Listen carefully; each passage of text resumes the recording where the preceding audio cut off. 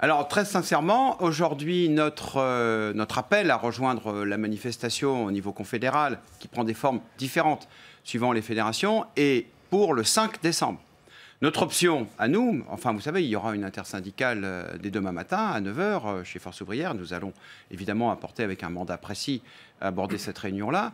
Non, nous ne sommes pas favorables a priori pour que le mouvement continue dans la durée. Il nous semble nécessaire, après avoir fait cette démonstration d'une certaine façon d'unité dans la revendication et dans la contestation du principe de la réforme tel qu'il nous est présenté, qu'il faut se revoir à un autre moment et laisser le temps peut-être au gouvernement de réfléchir un petit peu et de revenir vers nous de façon plus intelligente, plus pragmatique et plus respectueuse des points de vue et des problématiques que nous posons devant lui. Mais qu'on soit bien clair, pour vous, la journée de mobilisation et de grève, elle doit se limiter à aujourd'hui, et aujourd'hui, ça doit servir à ouvrir de nouvelles négociations, c'est ça que vous Très clairement, oui, c'est ça le mandat. Pour nous, c'est ça le mandat, oui. Il faut que le gouvernement revienne vers nous. Nous faisons un appel au gouvernement, un appel à la raison et à la négociation. Mais des négociations, il y en a déjà eu pendant plusieurs mois avec Jean-Paul Delevoye. Vous n'êtes quand même pas surpris du fond du dossier, sur le fond du dossier aujourd'hui?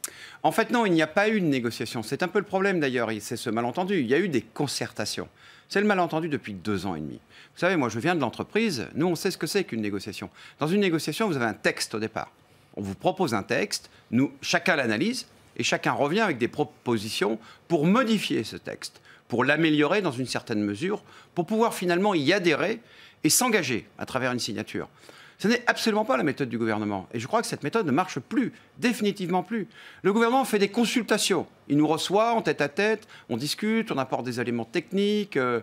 Et tout ça, finalement, produit le rapport de Delevoye dont on nous dit, quand on nous le présente au mois de juillet, dont on nous dit 1 mois plus tard, au mois d'août, que finalement, le rapport de Delevoye, ce n'est plus rien, qu'on commence tout pratiquement à zéro, à nouveau les concertations, et qu'un jour, un projet de loi va sortir. Et nous avons tous bien compris que ce projet de loi, plus rien ne sera négociable dessus. Donc on a un vrai problème de méthode par rapport à ça. Mais Jean-Paul Delevoye, il vous a quand même consulté pendant 18 mois avant d'écrire son rapport. Est-ce que dans son rapport, il n'y a rien de ce que vous lui avez dit pendant ces 18 mois de concertation? Alors, par exemple, je vais prendre un exemple. Depuis le premier jour dans la réforme, on nous dit le niveau de cotisation, ce sera 3 plafonds de la sécurité sociale. Pour pérenniser le régime de retraite par répartition, etc. Il y a tout un discours et après, il y a des éléments pratiques. On nous dit, c'est 3 plafonds. Nous, on dit depuis le début, mais ça ne va pas, 3 plafonds de la sécurité sociale, puisque aujourd'hui, le système de retraite, c'est 8 plafonds de la sécurité sociale. Il en manque 5, entre 3 et 8. Et comment va-t-on financer les droits qui sont acquis aujourd'hui dans le régime actuel? Donc il y a des droits acquis qu'il faudra bien servir. Comment on fait pour les financer demain? Eh bien, on nous dit, ben voilà, on l'a appris 7 semaines seulement. On nous dit, eh bien, pour les droits futurs, ce sera la capitalisation. Et pour servir les droits déjà acquis, on prendra sur les réserves. Les réserves qui ont été accumulées par l'ensemble des cotisants. Donc ça, de fait, on ne peut pas être d'accord. Donc en clair, vous dites qu'il y a une étatisation des systèmes de retraite, puisqu'on va prendre dans les réserves des... Ah bah de fait, l'État capte les réserves. Or, ces réserves, elles ont été accumulées par prévision par les cotisants. Donc on ne peut pas les utiliser à d'autres destinations que ce pourquoi elles ont été constituées. Or, elles ont été constituées, ces réserves, pour faire face au déséquilibre démographique que nous connaissons très très bien.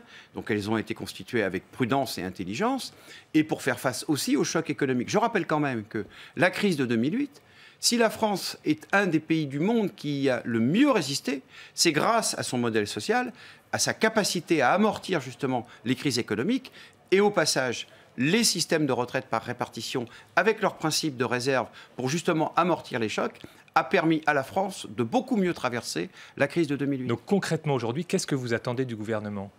Nous attendons du gouvernement qu'il ouvre, pour le coup, un vrai champ de négociation. Nous avons, nous, à la CFE-CGC, des propositions à faire. J'ai toujours dit depuis le début que c'était une réforme inutile et dangereuse. En même temps, vous êtes contre le système universel ?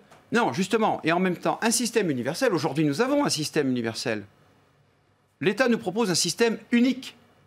Ça n'a strictement rien à voir.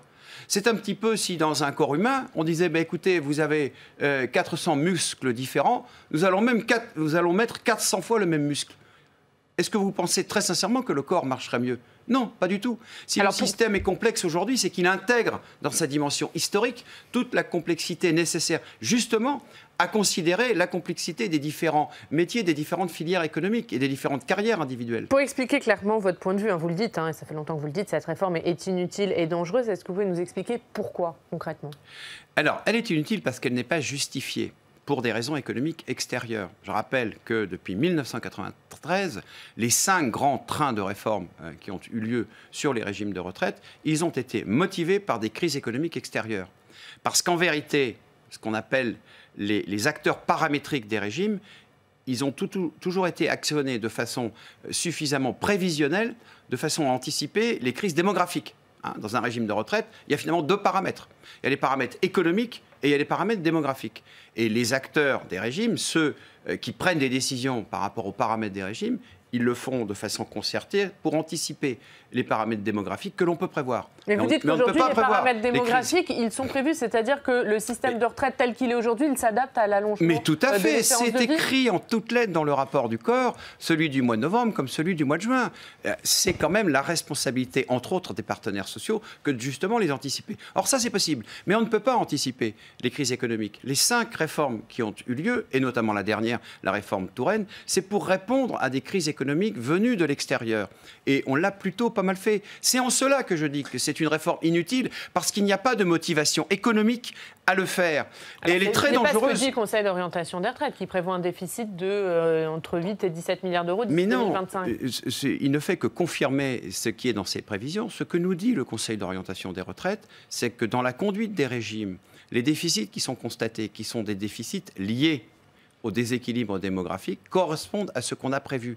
Et si on a accumulé des réserves, donc si on a mis les régimes complémentaires, notamment en excédent, pour pouvoir accumuler des réserves, c'est pour pouvoir les consommer par rapport au déséquilibre démographique. Ce que dit le corps, c'est qu'en 2030, au moment où la vague du baby boom sera, le baby boom qui est devenu le baby boom sera épuisé, on n'aura pas de problème justement de déficit. Ce que par contre il souligne, c'est que l'État ne tient pas ses engagements. S'il y a aujourd'hui 7 milliards supplémentaires, c'est à cause justement du fait que l'État, pour sa part, lui, ne tient pas ses engagements. Dans cette affaire, dans l'affaire des retraites, les partenaires sociaux, pour tout ce qui concerne les paramètres de gestion, eux, sont dans les clous. Ils décident, ils prennent des décisions parfois difficiles. Nous avons nous-mêmes signé des accords que nous avons eu difficulté à expliquer aux gens, mais nous savons prendre nos responsabilités. L'État ne le fait jamais. Et il veut tout prendre. Il dit, mais moi, je vais gérer. Et il veut faire, juste, excusez-moi pour finir, finalement, il veut faire un système unique qui sera une annexe du budget dont on votera le point à l'Assemblée nationale tous les ans, comme on le fait avec la sécurité sociale, avec le résultat qu'on sait sur la gestion des hôpitaux. On va parler de cette valeur du point un peu. Oui, alors juste quand même,